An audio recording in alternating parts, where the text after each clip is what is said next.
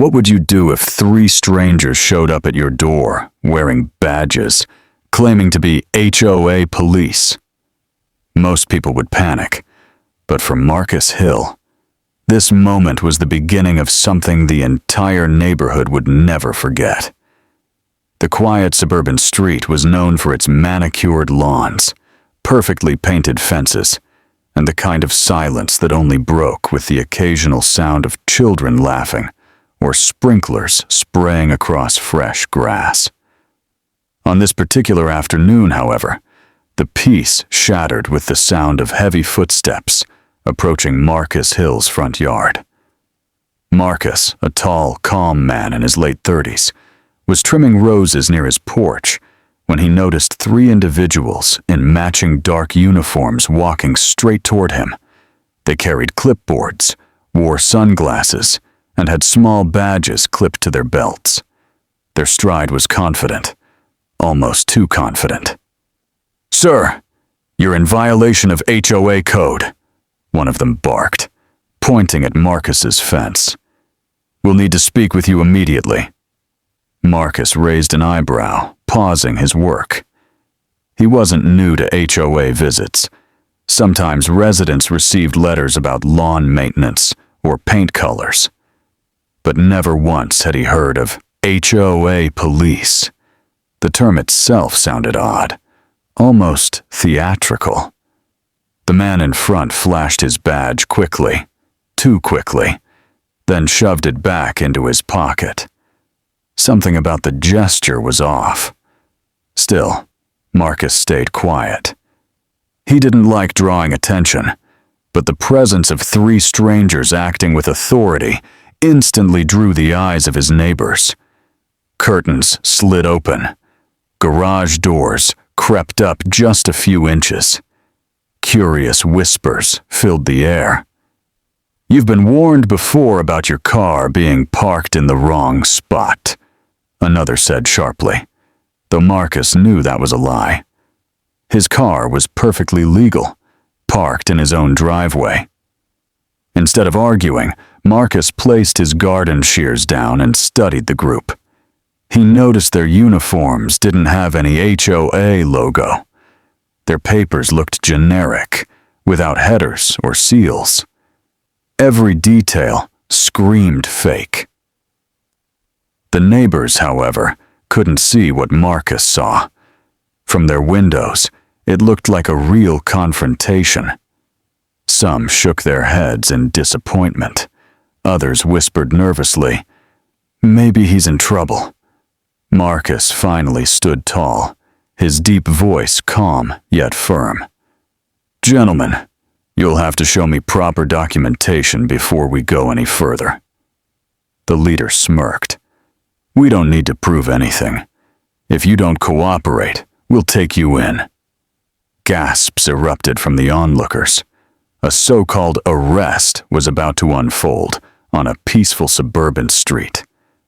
But Marcus simply smiled, and that smile was only the beginning of something no one expected. The air on Maplewood Lane grew heavier with every passing second. What began as a quiet summer afternoon had now transformed into a spectacle.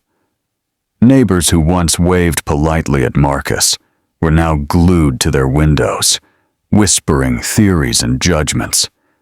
Some even pulled out their phones, recording the scene as though it were a reality show unfolding right in front of them. The 3 so-called HOA police tightened their stance. Their leader, a man with a square jaw and mirrored sunglasses, stepped forward with his clipboard. He tapped the paper as though it were official, his voice louder than before. "You've broken multiple HOA rules. Your car is parked illegally. Your fence color isn't approved.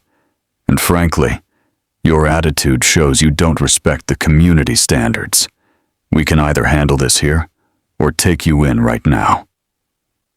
The accusation struck the crowd like sparks.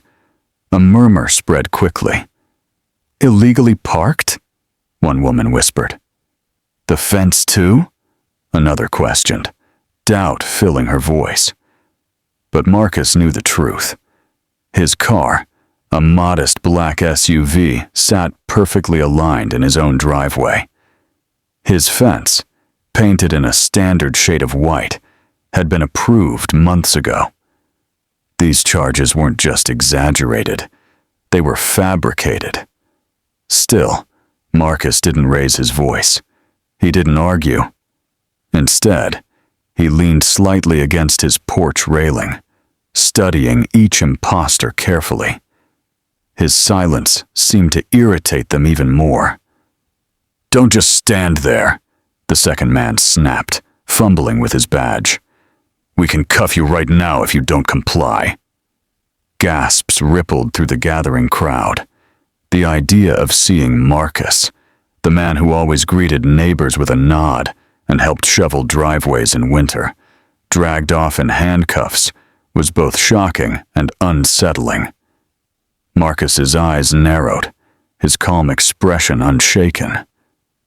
He spoke slowly, choosing his words with precision. "Which HOA rulebook are you referring to? Page number? Section?" The imposters exchanged quick, uneasy glances. For a fraction of a second, their confidence cracked. The neighbors didn't notice it, but Marcus did. "Answer the question," Marcus pressed, his voice firmer now. Instead of answering, the leader raised his chin and barked, "You don't get to question us. You either come with us or face the consequences." The tension in the air felt electric. Some neighbors pulled out phones to record. Others whispered about calling real police. But no one moved. Marcus, however, remained perfectly still. His calmness didn't look like submission. It looked like calculation. And in that quiet moment, the imposters didn't realize they had just stepped into a game they could never win. By now, nearly the entire cul-de-sac had tuned into the unfolding drama. Curtains swayed, blinds tilted, and clusters of neighbors gathered on lawns, whispering loudly enough for Marcus to hear. What had started as curiosity was quickly splitting the community into sides. "He must have done something," one man muttered, shaking his head. "No, Marcus wouldn't break the rules," a woman replied firmly. "This feels staged." The imposters noticed the growing audience and used it to their advantage. The leader's voice boomed louder, meant not only for Marcus, but for the crowd watching. "This resident has repeatedly ignored HOA rules. We've been patient long enough. Today, he will answer for it." A collective gasp swept through the street. Some believed the bold declaration. Others folded their arms, uneasy but silent. Marcus remained calm, his posture relaxed, almost as if he were observing rather than participating. He let them talk, let them play their little theater, and waited for the perfect moment to strike. One of the imposters grew bolder, stepping closer into Marcus's space. "Don't make this harder than it needs to be," he said, his voice trembling with a forced authority. "You come with us, or we escalate." Marcus tilted his head slightly, studying the man's movements. His voice was calm, steady, but carried a weight that quieted even the whispers of his neighbors. "You seem nervous," Marcus said softly. "Almost like you've never done this before." The imposter's jaw tightened, and he glanced at his partners. For a brief second, uncertainty flashed in their eyes. But before Marcus could press further, the leader barked again. "Enough games! Arrest him!" The words hit the crowd like thunder. Some neighbors stepped back, fearing what would happen next. Others leaned forward, their phones raised, desperate to catch every second of what was quickly becoming the most dramatic event their street had ever seen. Marcus, however, didn't move an inch. His voice, low but powerful, cut through the noise. "Gentlemen, are you sure you want to continue this little performance?" The air seemed to freeze. Even the birds that had been chirping moments ago fell silent. The imposters exchanged uneasy glances, their earlier confidence crumbling under Marcus's steady gaze. He hadn't raised his voice, hadn't lifted a finger, but something about the way he spoke carried an authority far greater than theirs. The neighbors fell quiet too, sensing that this wasn't just an ordinary HOA dispute. Something bigger was brewing. And Marcus still hadn't revealed who he truly was. The leader of the imposters sneered, trying to mask the unease that was beginning to show. His voice rang sharp across the yard. "You don't scare us. You're just a resident, nothing more. Do yourself a favor and stop resisting." Some neighbors nodded hesitantly, unsure what to believe. Others folded their arms, unconvinced but unwilling to speak up. The tension now sat heavy over the entire block, every eye fixed on Marcus.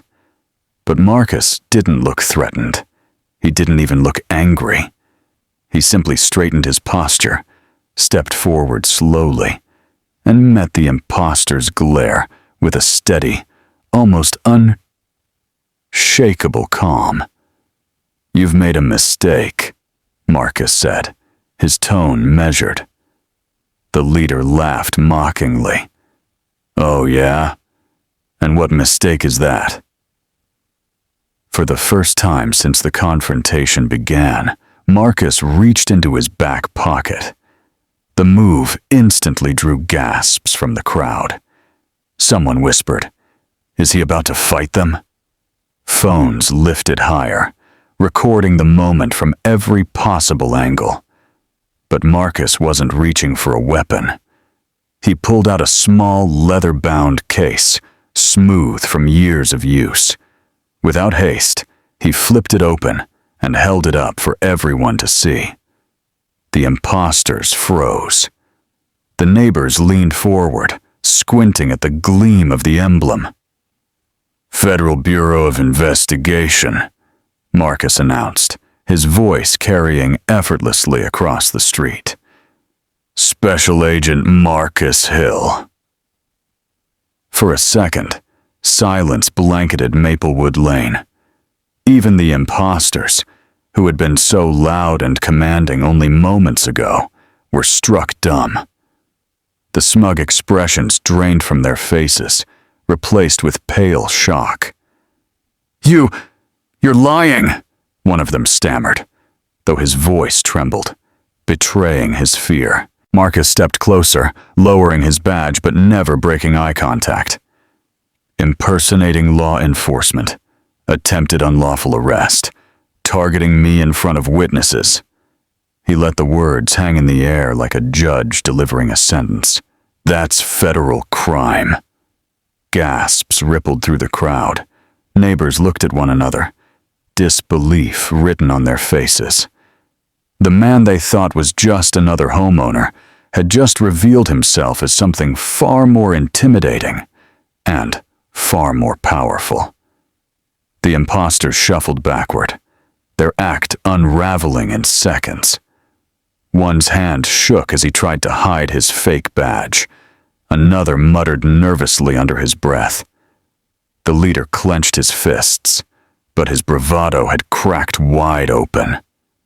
"You chose the wrong house," Marcus said quietly, his voice low and commanding.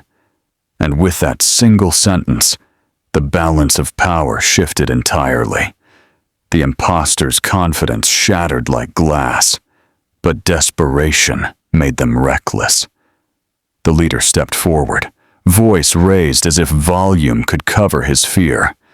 "This is harassment. You're no real agent. You're bluffing." A few neighbors exchanged uncertain glances. Some whispered, "What if he really isn't FBI?" Others shook their heads, replaying the authority in Marcus's tone. Deep down, they knew no ordinary man could stand so steady against 3 armed imposters. Marcus didn't argue. He simply tucked his badge back into his pocket and advanced a single step. That one move was enough to make the second imposter flinch backward. "If I weren't who I say I am," Marcus said evenly, "you would have already put your hands on me. But you haven't, because you know exactly what you're dealing with." The crowd went silent. The imposters looked at each other nervously. Their show was collapsing in front of the very people they wanted to impress. The third imposter, younger and more jittery than the others, tried to salvage the act. "Listen, this doesn't have to go bad. Just cooperate, and we'll forget this happened." His voice cracked halfway through the sentence. Marcus's eyes narrowed. "Forget?" he repeated. "You've impersonated officers, targeted a homeowner without cause, and attempted an arrest without authority. That doesn't just disappear." His words were sharp, each syllable deliberate, like a hammer striking nails. The imposters' bravado broke further. Their hands twitched, their voices faltered. The neighbors had seen enough. Phones rose higher, cameras recording every second. Some even muttered, "They're caught," under their breath. The leader tried one last attempt at intimidation. "You think you're untouchable? You think—" Marcus cut him off, his voice suddenly booming like thunder. "I know I am untouchable to men like you, because unlike you, I earned my badge, I earned my authority, and I will hold you accountable for every lie you've told here today." The words struck harder than any shove or blow could. The imposters stepped back instinctively, their fake dominance reduced to nervous stares and shifting feet. Marcus turned slightly, addressing the neighbors now, his voice carrying across the street.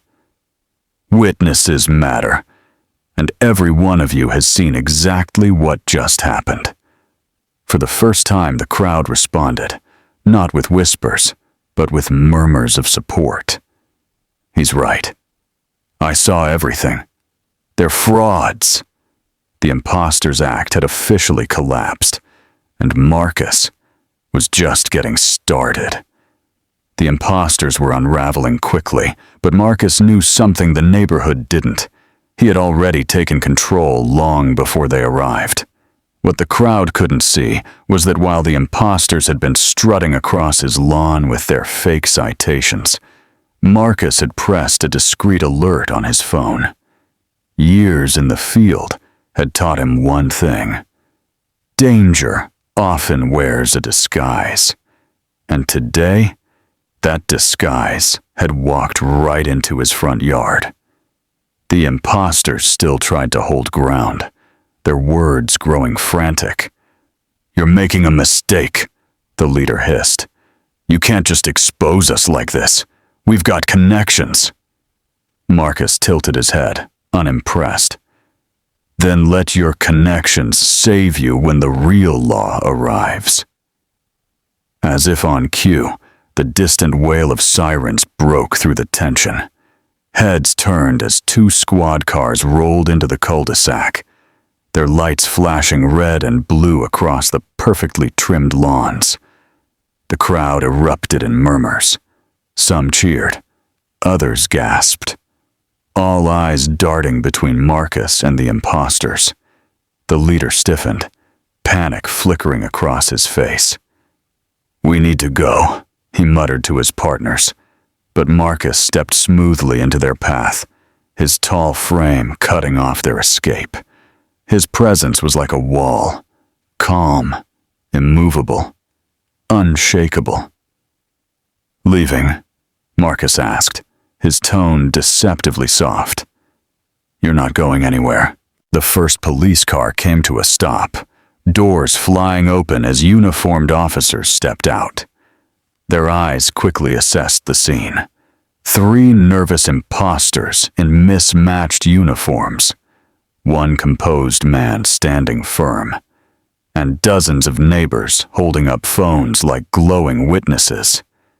Marcus raised his hand, his voice clear and commanding. "Officers, these men are impersonating law enforcement. They attempted to arrest me under the guise of HOA enforcement. I'm Special Agent Marcus Hill, FBI." He held up his badge once more, this time with a deliberate steadiness. The officers exchanged quick, knowing looks. The imposter's fate was sealed. "Hands where we can see them," one officer barked. Within seconds, the imposters' shaky bravado crumbled. They raised their hands reluctantly, fear etched across their faces. The officers moved in swiftly, securing the men in handcuffs while reading out charges.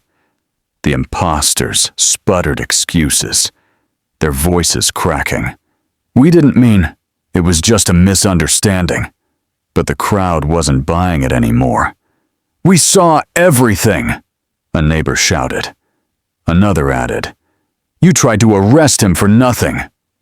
The imposters' pleas were drowned out by the weight of their lies and the presence of true authority. As the officers loaded them into the squad cars, Marcus finally exhaled, though his expression remained firm. One officer turned to him. "Agent Hill, we'll handle it from here. Good work holding them down." Marcus gave a small nod. "They've been targeting neighborhoods like this. Make sure this trail doesn't end with them." The officer nodded respectfully. "We'll see to it." The sirens roared again as the cars pulled away, carrying the imposters toward the justice they had tried so hard to evade. And on Maplewood Lane, every resident now stared at Marcus with a mix of awe, relief, and a new kind of respect.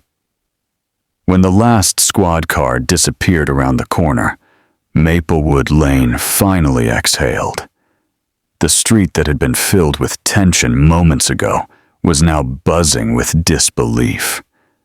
Neighbors stepped out of their houses and onto their lawns, gathering in small clusters, their eyes glued to Marcus. For years, many of them had thought of him as just the quiet guy next door. Some barely knew his name, others whispered about his reserved nature. But now, standing tall in the fading sunlight, badge still glinting faintly in his pocket, Marcus Hill was no longer just another resident. He was something far greater. A small boy tugged at his mother's hand and pointed. "Mom, he's like a superhero," the child whispered. His mother smiled softly, her eyes never leaving Marcus. "Yes, he really is." One by one, the neighbors began approaching him. Mrs. Thompson, who had always been the first to gossip, lowered her head slightly in embarrassment. "Marcus, I'm sorry I doubted you. I thought you might actually be in trouble. But you saved all of us." Marcus gave a faint smile, his voice gentle. "You don't need to apologize. Fear makes people assume the worst. But it's how we choose to act when the truth is revealed that matters most." Another neighbor stepped forward, his voice firm with respect. "Thank you. If they had gone after one of us, who knows how far they would have taken it. You stopped them before anyone got hurt." Marcus nodded, but his expression carried a weight few understood. They'll face justice, but what matters most is that you all stay vigilant. Fraud doesn't always come with a mask. Sometimes it comes dressed in authority. The word struck deep. Neighbors glanced at one another, realizing how easily they had almost believed the impostor's lies. The lesson was clear. Blind trust without proof could be dangerous. The crowd slowly dispersed, though not without one final gesture of unity. Families waved to Marcus. Children grinned at him, and even those who had once kept their distance now offered warm handshakes and heartfelt thanks. For the first time since moving to Maplewood Lane, Marcus wasn't seen as an outsider. He was seen as the protector of the neighborhood. As the evening settled, Marcus returned to his porch. He picked up his garden shears, the roses still waiting for his care. From a distance, it looked as if nothing had changed, just a man, tending his flowers. But every neighbor who passed by knew the truth. Behind the quiet demeanor was the most feared FBI agent, a man who carried strength not in loud words or threats, but in calm authority and unshakable courage. And though Marcus never sought admiration, respect now followed him like a shadow. Maplewood Lane would never forget the day when 3 imposters tried to bring him down, only to discover that their quiet target was the very man they should have feared the most.